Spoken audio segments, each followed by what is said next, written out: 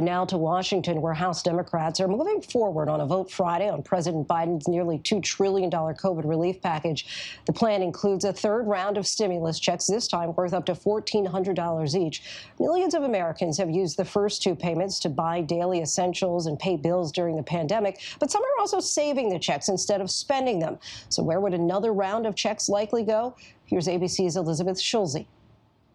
For 27-year-old Advante Copeland, the $600 stimulus check came just in time. I was for sure tracking its progress. A special education assistant and assistant athletic director at a high school in Minneapolis, Copeland's work became unpredictable as classrooms went virtual. So he relied on his stimulus money to help pay the bills. Rent, phone, my car payment. How many ups and downs have there been over the past year financially and with your job? There's been more downs than ups, for sure, where I'm not working, I'm not able to do anything, but the bills are still coming.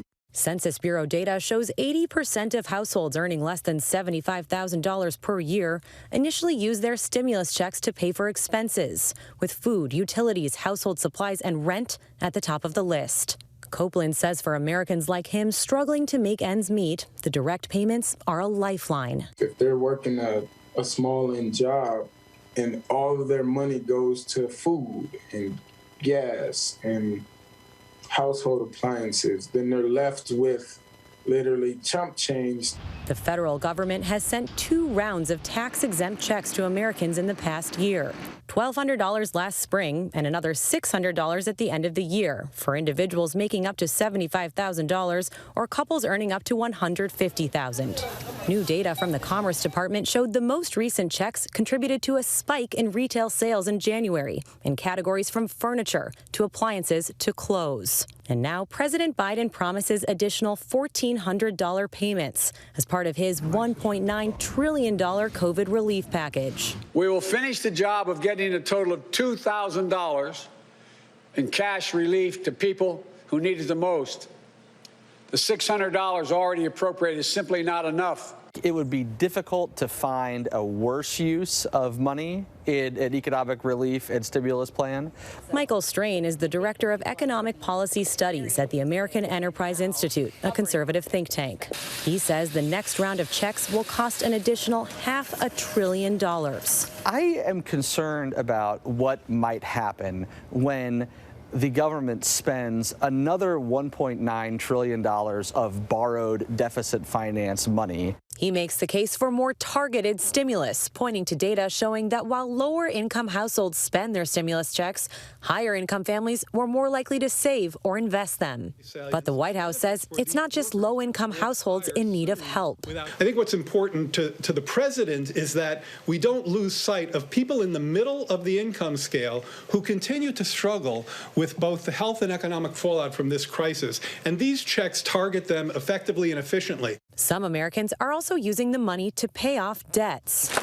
Despite the economic downturn, Experian says U.S. credit card debt actually decreased last year, thanks in part to the stimulus checks. I used to dream about someone just tossing $1,000 in my lap so I could pay off my loans because that's so stressful. Elena Panyard used her stimulus checks toward her credit card bills and more than $25,000 in student loans.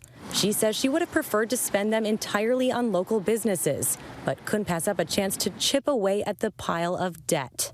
I think a lot of people wanted to help stimulate the economy, but it's really difficult when you have all this debt weighing on you. Strain says paying off debt isn't the main purpose of the checks. They're not going to go out and spend money, so that defeats the stimulative goal. What would you say to critics who say these checks are wasteful and we shouldn't be giving out this money right now? I would say stop going to your job for 2 weeks. Throw away 50% of your food, 50% of your household appliances. Put about a quarter tank of gas in your car for about 2 weeks and still try to live your life and see if you can withhold it. Come live in the shoes of somebody who's not as fortunate as you for just about 2-3 weeks and then tell me if that stimulus check is needed. For ABC News Live, I'm Elizabeth Schulze in Washington. Hi, everyone. George Stephanopoulos here. Thanks for checking out the ABC News YouTube channel. If you'd like to get more videos, show highlights, and watch live event coverage, click on the right over here to subscribe to our channel. And don't forget to download the ABC News app for breaking news alerts. Thanks for watching.